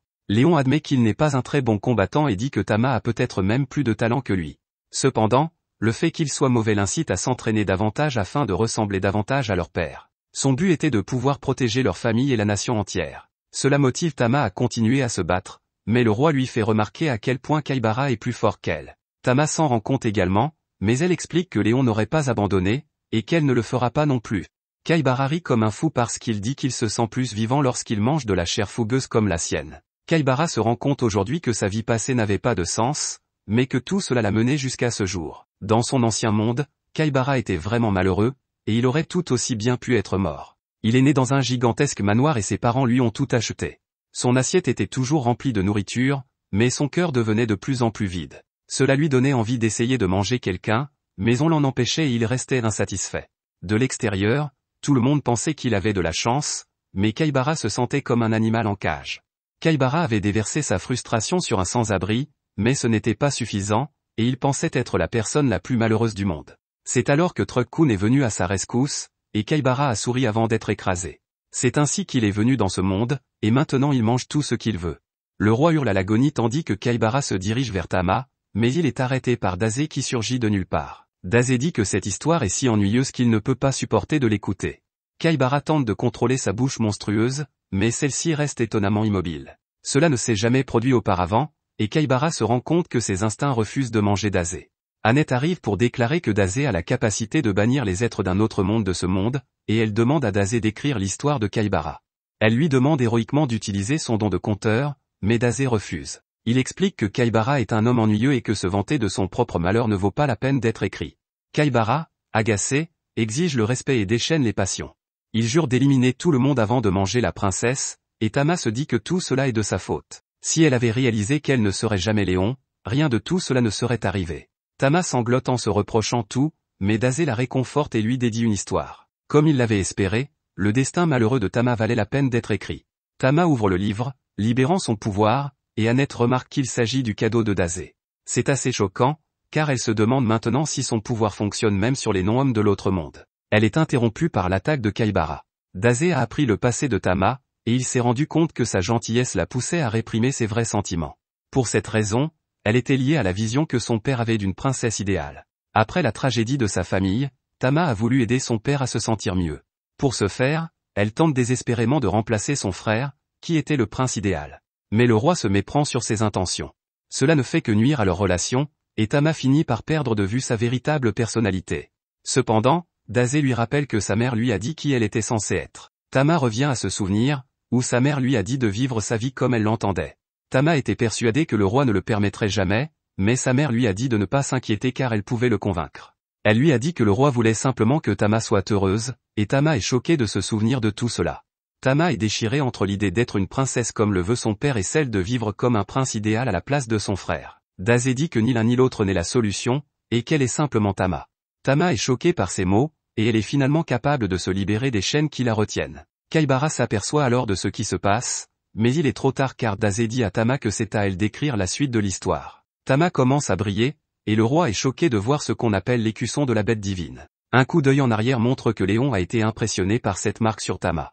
Elle était assez faible à l'époque, mais il était clair qu'elle développerait l'écusson à l'avenir. Léon voulait en parler à son père, mais Tama savait qu'il n'en serait pas ravi. Il s'avère que le roi les a entendus, mais l'emblème n'est plus apparu depuis ce jour. Le roi reconnaît qu'il est responsable de son enfermement car il voulait protéger Tama du danger. Le roi se rend compte qu'il a été stupide et demande à Tama de lui pardonner. Kaibara déclare qu'il vient de finir de digérer la chair du roi et qu'il peut utiliser toute sa puissance. Il se moque de Tama, car elle ressemble à un personnage d'anime qui vient d'éveiller ses pouvoirs. Il déclare que cela n'arrivera pas, car il les dévorera tous. Daze lui dit qu'il a tort car, même lorsque les gens sont poussés au plus profond du désespoir, ils sont toujours capables de trouver un seul fil d'espoir. Tama libère une partie de son pouvoir et le roi demande à sa femme et à son fils de la protéger. Tama charge Kaibara, mais celui-ci se prépare à utiliser toute la puissance du roi. Tama s'avère bien trop rapide pour que Kaibara puisse la suivre, elle utilise sa technique ultime, appelée le croc du roi, et l'utilise pour détruire Kaibara. Elle s'effondre dans les bras du roi, et Annette se précipite pour la soigner. Le roi est bouleversé lorsqu'il se rend compte que Daze a lu le journal de la reine, et Daze se demande s'il sera condamné à mort à cause de cela. Le roi refuse, car il est reconnaissant à Daze d'avoir aidé sa fille. Daze ne s'attribue pas beaucoup de mérite et dit qu'il n'a fait qu'écrire un livre. Les gars sont impressionnés que Tama ait pu utiliser le croc du roi, mais Briard peut voir que sa technique n'est pas encore complète. Juste à ce moment-là, Kaibara revient sous une forme monstrueuse, ce qui choque le roi car il était sûr que Tama l'avait éliminé. Kaibara se demande pourquoi il a été ramené à la vie, mais un souvenir lui fait comprendre ce qui se passe. Il lui explique qu'il est l'un des 7 héros qui ont vaincu le Seigneur des Ténèbres. Kaibara décide de dire la vérité et révèle qu'il a secrètement mangé la chair du Seigneur des Ténèbres quand personne ne regardait. Tout le monde est horrifié par cette révélation, et Kaibara dit qu'il sent le pouvoir monter en lui à l'infini. Kaibara devient enfin le prédateur de haut niveau qu'il a toujours voulu être, et il déclare que c'est fini pour tout le monde. Mais à ce moment-là, tout le monde est choqué de voir Valdelia lui trancher la tête. Le psychotique Kaibara est heureux de voir la fille du Seigneur des Ténèbres car il voulait lui dire que son père était délicieux. Il tente de la tourmenter en lui décrivant les derniers instants de son père, mais Valdelia l'anéantit d'une puissante explosion. Tout le monde est stupéfait par son incroyable puissance, mais Daze se contente de saluer la fille dont il dit qu'elle a les yeux tristes. Valdelia se demande comment Daze est encore en vie, mais il lui demande simplement si elle se sent mieux après avoir éliminé l'un des agresseurs de son père. Valdelia est choquée par sa désinvolture, elle lui dit qu'elle l'éliminera la prochaine fois et s'en va. Daze se rend compte que même après avoir éliminé Kaibara et vengé son père, la tristesse est restée dans les yeux de Valdelia.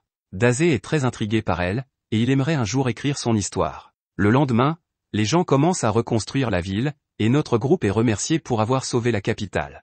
Il s'avère que Tama a décidé de rester pour soutenir le roi. Elle manquera beaucoup à notre groupe, mais il respecte sa décision.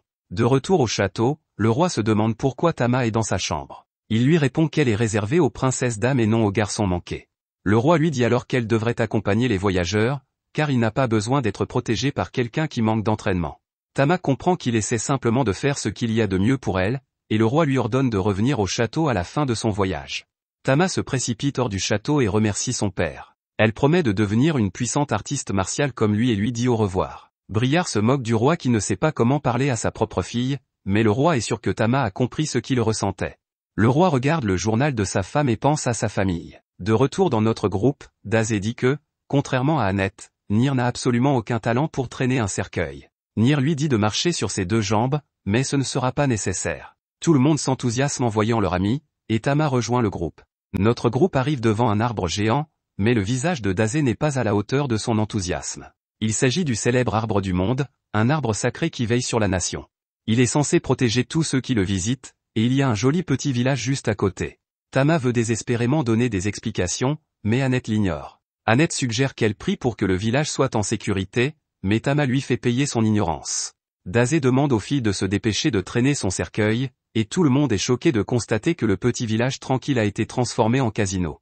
Les villageois avaient l'habitude de vivre une vie simple en harmonie avec la nature, mais maintenant ils ne sont plus qu'une bande de gens qui se poignardent les uns les autres pour une raison ou une autre. Daze n'a plus de pilules sédatives et se demande s'il y a de bons arbres dans les environs pour qu'il puisse se suicider. Il faut dire à Daze d'arrêter de manger des cailloux sur le sol car les autres veulent aller parler au maire. Le maire révèle qu'il y a quelques mois, des habitants d'un autre monde sont venus voir l'arbre-monde et ont commencé à vivre dans le village.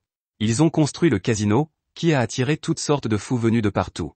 Le maire leur montre une feuille mourante et leur explique que depuis l'arrivée des extraterrestres, l'arbre-monde s'est affaibli de jour en jour et a commencé à se flétrir. L'arbre est manifestement attristé par l'arrivée des habitants de l'autre monde, et le maire demande donc l'aide de notre héros. Dazé a lui aussi une requête à formuler. Il demande au maire s'il peut remplir son conteneur de pilules sédatives. C'est alors qu'un type qui a entendu leur conversation déclare qu'il va sauver l'arbre. Il s'agit d'un autre homme du monde nommé Yamada, et nos héros supposent qu'il cherche à se battre. Yamada leur assure qu'il n'est pas comme les autres, car il veut vraiment apporter la paix dans le monde. Annette veut aider Yamada à sauver l'arbre-monde, mais elle remarque que Dazé est parti depuis longtemps. Dazé se sent léger sur ses pieds et il remarque que sa posture s'est améliorée. Son corps et son esprit sont en pleine forme, ce qu'il déteste. Il voit une grotte d'où s'échappe de la fumée, ce qui lui fait dire qu'il y a beaucoup d'immoralité à l'intérieur. Dazé se précipite dans la grotte et constate qu'il avait raison, c'est un endroit malsain et corrompu. Dazé demande s'il peut se joindre à eux, mais une fille apparaît et lui propose de l'emmener dans un endroit plus amusant. C'est finalement un bar où la fille pense que Dazé a trop bu. Dazé lui répond que sa vie est incroyablement triste et qu'il essaie de boire jusqu'à ce qu'il cesse d'être vivant. Elle lui explique que c'est dans cette grotte que se rendent les personnes dépendantes des feuilles de l'arbre-monde qui soulagent la douleur. Dazé dit qu'il n'arrive pas à dormir lorsqu'il pense à son corps en bonne santé, alors la jeune fille lui propose de l'aider à s'endormir. Elle dit qu'elle peut le faire s'il la regarde danser, mais Dazé ne la croit pas. Elle lui dit de regarder, ce qu'il fait. La danse commence et Dazé la regarde attentivement. Cela semble fonctionner, et Dazé qualifie la soirée d'agréable. Ailleurs, Annette émet d'horribles pleurs en se demandant où est passé Dazé. Elle est horrifiée lorsque la jeune fille arrive avec Dazé évanoui. Le maire se fâche car il a dit à la jeune fille, nommée Esh, de ne jamais venir chez lui. Esh souhaite une bonne nuit à Dazé et s'en va, mais le maire l'appelle une autre personne qui a été ruinée. Esh est connue comme une sorcière et a une terrible réputation. Elle était la seule personne assez puissante pour combattre les extraterrestres lorsqu'ils construisaient le casino, mais elle n'a même pas essayé de les arrêter. Au lieu de cela, elle a construit un bar, et tout le monde la déteste pour s'être rangée du côté des autres mondes. Esh s'est toujours tenue à l'écart des autres, si bien qu'on ne sait pas grand-chose d'elle. Aujourd'hui, elle fait fortune en charmant les démons déchus avec de l'alcool et de la danse. Les villageois ont commencé à la traiter de sorcière perfide et Yamada décide qu'elle devra répondre de ses actes devant la justice, tout comme les habitants de l'autre monde. Le maire est heureux d'entendre cela et supplie Yamada de sauver leur ville. Le lendemain, Dazé se rend quelque part, mais Annette lui rappelle que la bataille contre les habitants de l'autre monde va bientôt commencer. Dazé répond qu'il n'a jamais accepté cela et qu'il veut juste la paix qu'il trouve dans le bar. Annette tente de l'arrêter, mais Yamada explique qu'il est trop tard car Dazé a été charmé par la sorcière. Annette refuse de le laisser partir, mais Yamada lui assure que Dazé reprendra ses esprits lorsqu'ils auront réparé la ville. Au bar, Dazé remercie Esh de l'avoir aidé à oublier son passé, ce qui lui a permis de s'endormir. Esh le met en garde contre le fait d'être proche d'elle car elle pourrait le ruiner, mais c'est exactement ce que veut Dazé. Les deux hommes portent un toast et Esh explique la légende de l'arbre-monde, lorsque l'esprit de l'arbre descend, tous les faibles et les malades sont sauvés. Esh suggère à Dazé de prier l'arbre pour soulager sa douleur, mais il la surprend en lui révélant qu'il sait que c'est elle qui veut être sauvée. Dazé dit que sa danse était pleine de tristesse et qu'elle ne sait plus où donner de la tête. Juste à ce moment-là, une bande de gars arrive pour commander des boissons. Un voyou menace un type qui a perdu tout son argent et lui dit de le récupérer, sinon il lui prendra ses reins. Le voyou explique à son patron que le casino ne leur rapporte plus autant parce que moins de gens jouent, et il se demande s'il ne devrait pas déplacer le casino. Le patron lui répond que ce n'est pas nécessaire car il suffit d'attirer les villageois de l'autre côté du pont voisin. Ce sera également facile car ils n'auront qu'à leur montrer à quel point le jeu est amusant et à les rendre accros aux feuilles de l'arbre-monde. Esh rappelle au patron qu'il a promis de ne pas déranger les villageois et que seuls les habitants des autres mondes sont censés jouer. La patronne dit que c'est inévitable et explique qu'elle gagnera beaucoup plus d'argent avec les nouveaux clients. Esh s'en moque et rappelle au patron qu'elle lui a versé une tonne d'argent pour sa protection afin qu'il ne touche pas aux gens de l'autre côté du pont. Le patron l'ignore et demande à son homme de main de rendre quelques personnes de l'autre côté du pont dépendantes des feuilles. Esh tente de l'arrêter, mais elle se fait jeter de côté. Dazé dit que les femmes comme elle ne devraient pas être appelées des sorcières parce qu'elle est en fait un ange. À ce moment-là, le sol tremble et les malfrats sont choqués de constater qu'une partie de leur casino a été détruite. Yamada dit aux voyous qu'il est temps de faire face à la justice, et il inclut la sorcière. Yamada se prépare à les punir, mais Dazé arrive, contrarié que Yamada ait gâché sa journée paisible. Dazé ne supporte pas les grandes personnes comme Yamada, et Yamada dit de Dazé qu'il est une honte pour les habitants de l'autre monde. Yamada lui demande de bien réfléchir à ce qu'il va faire, mais Dazé reste assis. Dazé n'a jamais respecté quelqu'un qui lui faisait la leçon, et il n'est pas non plus du genre à écouter un donneur de leçons. Yamada décide de lui montrer à quoi ressemble un comportement juste. Il attaque tous les voyous en même temps, et son pouvoir de jugement éclate quelques instants plus tard. Ce type est vraiment très fort, et les voyous décident de s'enfuir. Esh le remercie d'avoir sauvé la ville, et Yamada est heureux de voir qu'elle est revenue à la raison. Les habitants de la ville célèbrent Yamada comme leur héros, mais ils traitent Esh de traître. Il pense qu'elle travaillait avec les extraterrestres et se demande combien d'argent elle a gagné grâce à ses exploits. Yamada tente de leur faire comprendre qu'elle a changé, mais les habitants lui demandent toujours de quitter la ville. Dazé s'avance devant la foule en colère et déclare que tous les gens sont des ordures sans valeur. Il pense qu'il prend le parti de la sorcière, mais Dazé explique qu'Esh était la seule à se battre pour protéger la ville. Tous les soirs, elle s'assurait que les voyous étaient heureux et les contrôlait afin qu'aucun mal ne soit fait aux habitants de la ville. Sans elle, les voyous se seraient attaqués aux villageois depuis longtemps. Dazé l'appelle la vraie sauveuse de la ville et il fait honte à tout le monde de lui avoir jeté des pierres. Personne ne le croit, alors Esh dit que ce n'est pas grave, et elle s'excuse auprès de tout le monde en partant. Tout le monde se réjouit d'avoir réussi à chasser la sorcière de la ville, mais Yamada est horrifié. Dazé savait que cela arriverait depuis le début, car il explique que la frontière entre la justice et le mal est floue. Yamada se demande si c'est de sa faute, mais Dazé ne sait pas. Tout ce qu'il sait, c'est que cette ville a volontairement laissé partir son propre protecteur. Nos héros partent, mais le maire a une autre requête pour Yamada.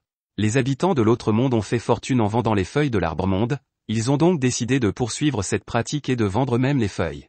Yamada est horrifié d'entendre cela, mais le maire lui explique que l'arbre-monde sera ressuscité et qu'il leur accordera encore plus de bénédictions.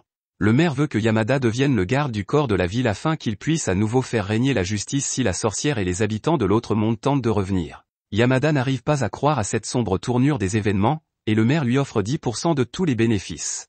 Yamada réfléchit aux paroles de Dazé et se demande ce qu'il a fait. De retour auprès de nos héros, Dazé se dit qu'il n'est pas différent de tous les habitants du village.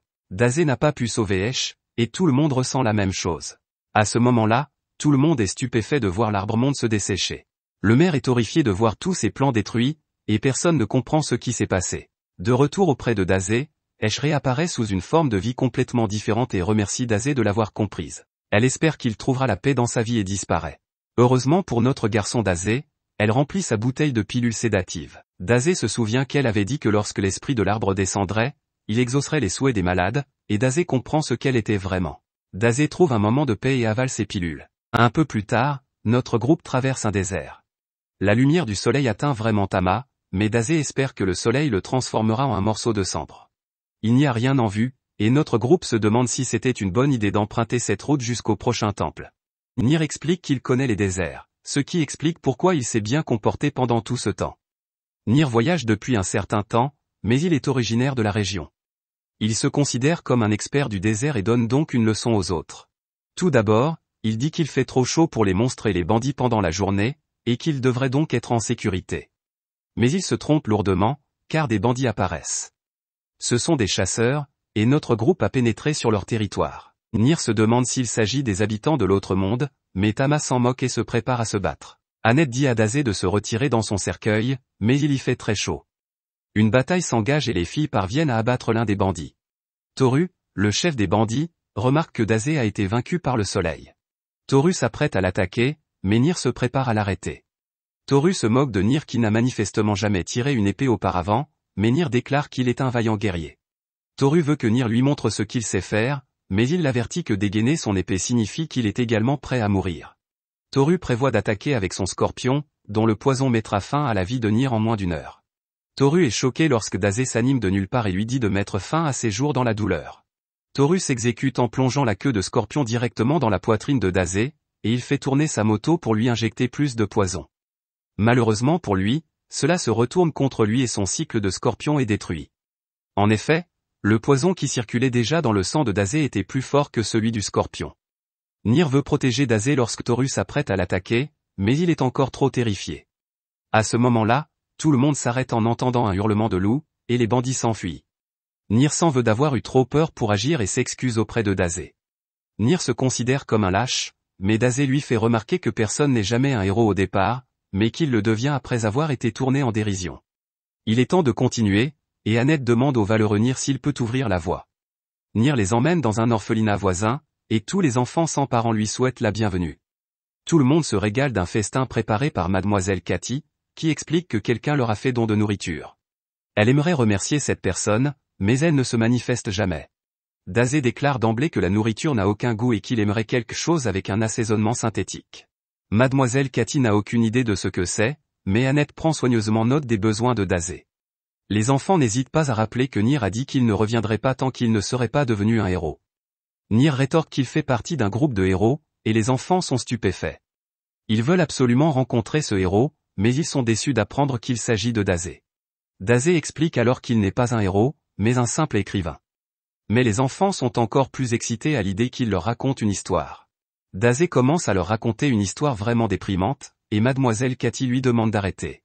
Ce soir-là, ils entendent à nouveau le loup hurler et mademoiselle Cathy leur explique qu'un loup affamé hante la région. Elle les avertit que s'ils veulent vivre, ils doivent rester à l'intérieur.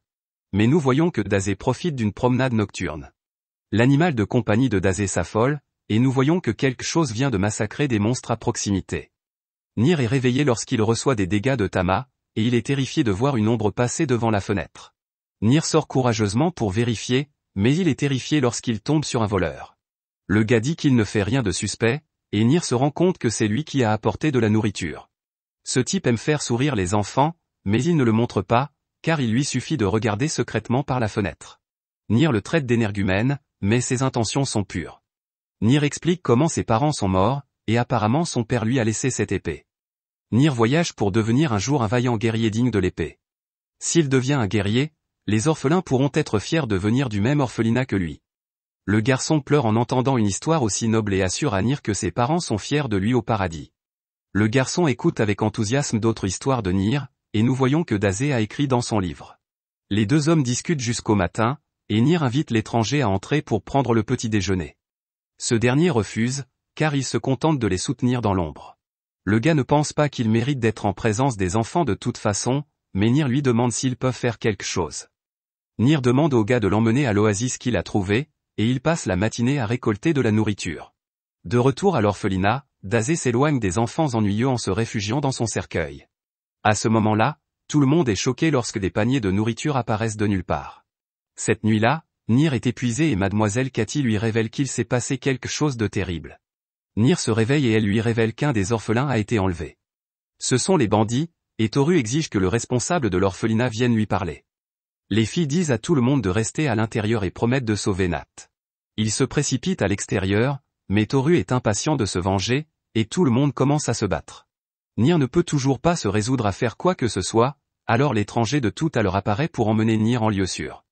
Nier est furieux contre lui-même de ne pas être capable de bouger face au danger, et il se demande pourquoi il est si lâche. À ce moment-là, l'étranger commence à avoir des flashbacks. Il devient très sérieux et dit calmement à Nier de se cacher pendant qu'il s'occupe de tout. Il révèle que dans son ancien monde, il a perdu quelque chose d'important à cause de ses jambes. Nier est choqué et commence à comprendre ce qu'est cet homme. L'étranger ne peut pas réparer le passé, mais il déclare qu'il a maintenant un pouvoir incroyable. Il commence à se transformer et déclare qu'il a maintenant le pouvoir de tuer des hommes immondes qui rendraient triste un gentil garçon comme Nier. Nier est stupéfait de voir l'étranger se transformer en loup, et nous voyons que Dazé l'observe. L'étranger se déchaîne et s'acharne sur les bandits.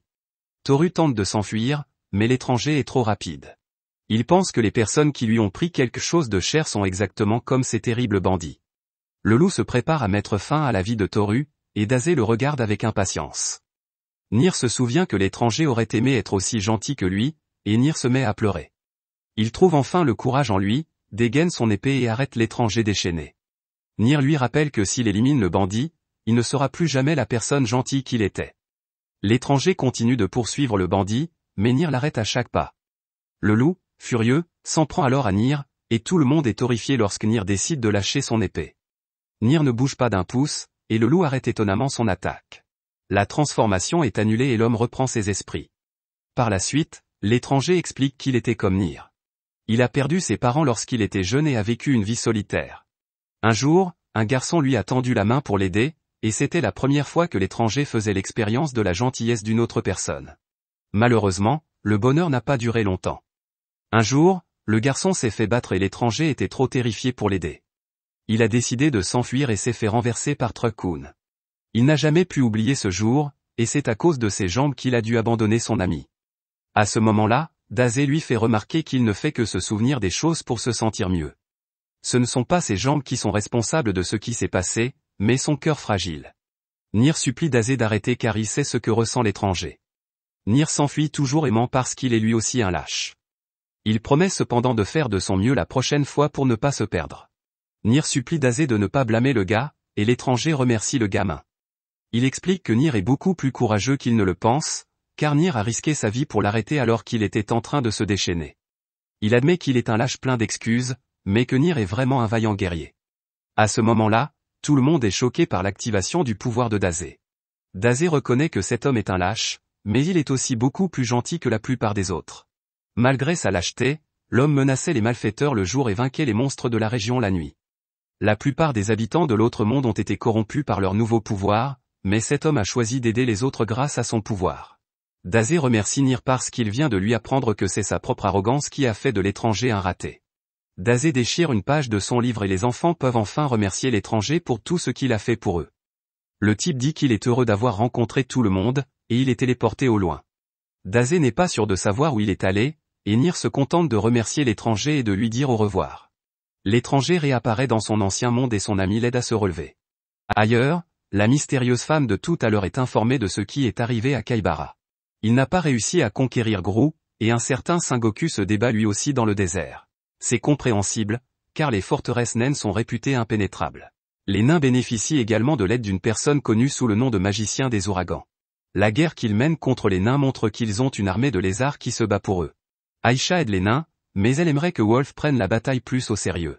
Wolf lui dit de se détendre pendant qu'il se saoule, mais Aisha lui rappelle qu'il est le chef de cette nation. Wolf lui répond qu'il n'est qu'un prêtre et que les nains ont décidé d'eux-mêmes de l'appeler leur chef. Sengoku, également connu sous le nom d'ange de la misère, ordonne à ses troupes d'attaquer, et Aisha demande à Wolf de faire quelque chose. Wolf demande au roi des nains, Doran, d'attirer les ennemis quelque part, mais Doran refuse grossièrement d'obéir à ses ordres. Il dit à Wolf de s'asseoir et de regarder, et il défonce l'armée ennemie. Doran décide de faire ce que Wolf a demandé, et dit aux lézards de le suivre s'ils veulent prendre sa tête. Aisha se demande ce que Wolf prépare, mais il lui dit simplement de rester en retrait pendant qu'il lance un sort. Ce sort anéantit une grande partie de l'armée ennemie, si bien que Sengoku décide de battre en retraite. Wolf décide de ne pas les poursuivre, mais il est choqué de voir qu'il a pris un citoyen au hasard dans son attaque. Aisha dit qu'elle le connaît, et il s'avère qu'il s'agit de Dazé. Cette nuit-là, les nains célèbrent leur victoire et Doran déclare que les 7 anges déchus ne sont pas à craindre. Doran accuse l'église d'être à l'origine du problème des Otherworlders que tout le monde rencontre, mais Wolf ne le laisse pas parler en mal de son patron. Wolf félicite les nains pour leurs efforts incroyables au combat, mais Doran le traite de faible elfe tout en complimentant sa force. Notre groupe est là aussi, et Annette explique qu'ils étaient perdus dans le désert avant que Dazé ne soit pris dans la tornade. Annette est contente qu'il ait été dans son cercueil quand c'est arrivé, mais pas Dazé. Il souhaite ne pas avoir survécu et doit maintenant trouver un autre cercueil. Wolf salue Annette et Melo voit le monstre de ses rêves. Wolf s'excuse pour l'accident, mais Dazé lui reproche de ne pas avoir mis fin à sa vie. Dazé lui est reconnaissant de lui avoir permis de vivre une nouvelle expérience de mort imminente, mais Wolf le trouve bizarre. Aisha explique que la nation est en guerre contre l'un des 7 anges déchus. Tama déclare qu'elle vient de vaincre l'un d'entre eux, mais Wolf pense qu'elle se trompe. Il ne pense pas qu'elle soit assez forte pour vaincre l'un de ses ennemis, mais Tama leur dit de ne pas sous-estimer son équipe. Elle explique que Dazé a la capacité de téléporter les habitants d'un autre monde, et Wolf explique que le pape s'est intéressé à cette capacité. Wolf pense qu'ils n'ont pas besoin de Dazé, car toutes les capacités sont inutiles face à sa magie. La tension monte, mais Aisha dit que Wolf a simplement trop bu. Wolf dit qu'ils vont s'occuper des 7 anges déchus sans l'aide de Dazé, alors il leur dit de rester assis et de regarder. Ce type est un vrai salaud, et notre groupe se demande s'il est vraiment un gros bonnet. Aisha répond que oui, et qu'il est connu sous le nom de magicien des tempêtes. C'est sans aucun doute l'un des plus puissants sorciers du monde, même les 7 anges déchus sont impuissants face à sa magie et à son intelligence. Ailleurs, Sengoku retourne à la base ennemie, et on se moque de lui parce qu'il a battu en retraite. Il prévoit de participer lui-même à la bataille la prochaine fois, afin de garantir la victoire. L'homme bien habillé lui répond que ce ne sera pas nécessaire, car il envoie dans le désert quelqu'un qui connaît très bien le magicien des tempêtes. Il s'agit d'une petite fille, et il demande à l'ange déchu de la cupidité si elle est prête. De retour au château, Dazé voit bien que Melo s'ennuie de la fille monstre, et il ressent sa douleur. Il dit que l'amour unilatéral est la plus grande forme d'amour, et qu'il devrait profiter de son angoisse. Melo frappe à nouveau le crâne de Dazé, mais le petit monstre a visiblement le cœur brisé. Dazé regarde son collier en se souvenant de sa petite amie, et il dit à Melo qu'ils peuvent chercher le monstre ensemble. Il explique qu'ils se ressemblent beaucoup, car ils ne sont tous les deux que des hommes stupides qui errent dans ce monde à la recherche d'une femme. Dazé pense qu'il devrait appeler le monstre Rose fait Melo, mais Melo déteste clairement ce nom. Dazé est inconscient et pense qu'il l'aime. Ils finissent par la trouver, à la grande joie de Melo, et Dazé remarque que son maître est très populaire auprès des femmes. Dazé dit que Wolf est à peu près l'opposé de Melo, et ils suivent le couple. Wolf est découragé lorsqu'il frappe à la porte de quelqu'un et qu'on l'ignore, et Dazé se rend compte que Wolf est en fait exactement comme Melo. Même un homme à femme comme Wolf poursuit sa propre bien-aimée. Wolf parle à la personne qui a franchi la porte et lui explique que la guerre est toujours en cours, mais il promet de revenir vivant. Il fait une autre promesse, mais Dazé décide qu'ils ne doivent plus l'écouter. Le lendemain, l'ennemi recommence à attaquer et Tama veut participer au combat. Doran lui rappelle qu'ils sont des invités et déclare qu'il s'occupera lui-même de l'ange déchu. Il prononce un discours inspirant avec Wolf, et la bataille commence. Wolf aide les nains depuis le ciel et leur fait remarquer qu'ils écrasent l'ennemi. C'est alors qu'Aïcha, horrifiée, voit arriver un dragon qui attaque les nains. Il s'agit d'un dragon légendaire qui était autrefois sous le commandement du Seigneur des Ténèbres. La bête terrifiante est désormais sous le contrôle des anges déchus, mais Wolf, confiant, est déçu que ce soit leur atout. Ce n'est pas grave, car il a déjà abattu des dizaines de dragons. À ce moment-là, Doran panique en réalisant que ce n'est pas Sengoku qui chevauche le dragon. Mais Wolf s'en moque, car il a l'intention de les mettre en pièces avec sa magie, peu importe qui ils sont. Il se prépare à attaquer en toute confiance, mais il est choqué lorsqu'il réalise qui chevauche le dragon. La jeune fille arrête le dragon juste devant Wolf et salue son maître. Aïcha se demande ce qui ne va pas chez Wolf, qui commence à trembler et se demande ce qui se passe. Il est figé, incrédule, et la jeune fille s'empare de lui. Aïcha s'effondre alors que son énergie est drainée par le pouvoir de la jeune fille, et celle-ci promet de mettre fin à la vie d'Aïcha lorsqu'elle en aura fini avec Wolf. Elle s'enfuit avec Wolf, et Aïcha dit aux nains qu'ils doivent battre en retraite. Ils se réunissent pour qu'Aïcha puisse expliquer la situation, et elle se demande qui est la jeune fille. Les forces naines sont en ruine et les lézards se rapprochent. Le roi Doran est furieux car, à ce rythme, le château va tomber. Dazé fait remarquer à Melo que Femelo est en larmes après avoir perdu son maître, et il lui rappelle ce que les hommes doivent faire lorsqu'ils voient une femme pleurer. Wolf ne la console pas et s'enfuit, mais c'est exactement ce que Dazé avait en tête. Wolf a manifestement un passé compliqué, et Dazé est persuadé que la fille à qui Wolf a essayé de parler doit savoir quelque chose. Dazé se rend chez la jeune fille et lui dit qu'il aimerait lui poser quelques questions sur Wolf. La jeune fille ouvre la porte, mais Dazé est choqué de voir qu'il s'agit d'une femme très âgée. C'est une énorme surprise, mais Dazé admet que cela rend les choses intéressantes. Ailleurs, nous voyons que la jeune fille a amené Wolf au temple de Dritten. C'est un endroit qu'ils connaissent tous les deux, et Wolf l'appelle Yuriko. Des gardes arrivent pour aider Wolf, mais Yuriko ne les laisse pas se mettre en travers de son chemin. De retour au château, Aïcha explique que la jeune fille pourrait être l'une des élèves de Wolf. Auparavant, Wolf était plus passionné que quiconque par l'entraînement des extraterrestres, mais un jour, il a soudainement arrêté et a commencé à se noyer dans l'alcool.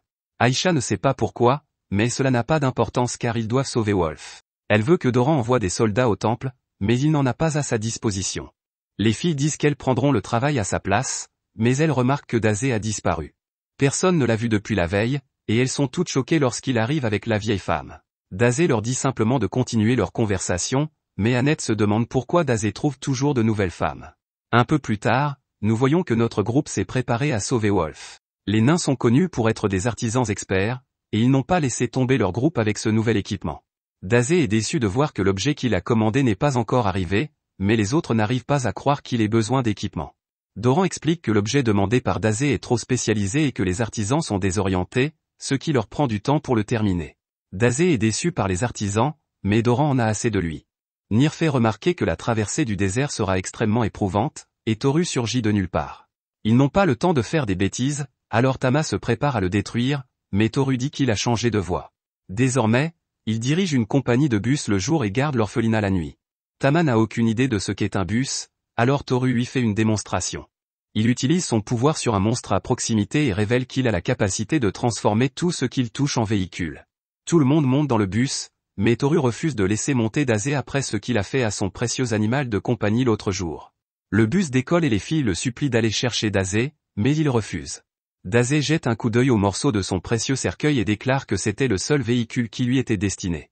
Dazé décide d'attendre là, mais la vieille dame le supplie de l'emmener chez Wolf. C'est surprenant car elle n'a pas dit un seul mot jusqu'à présent, et elle déclare qu'elle doit se rendre auprès de Wolf. Dazé est indifférent, comme toujours, mais Melo veut y aller aussi. Dazé en a assez de l'obsession de ceux qui poursuivent ceux qu'ils aiment parce qu'ils font fi de la raison.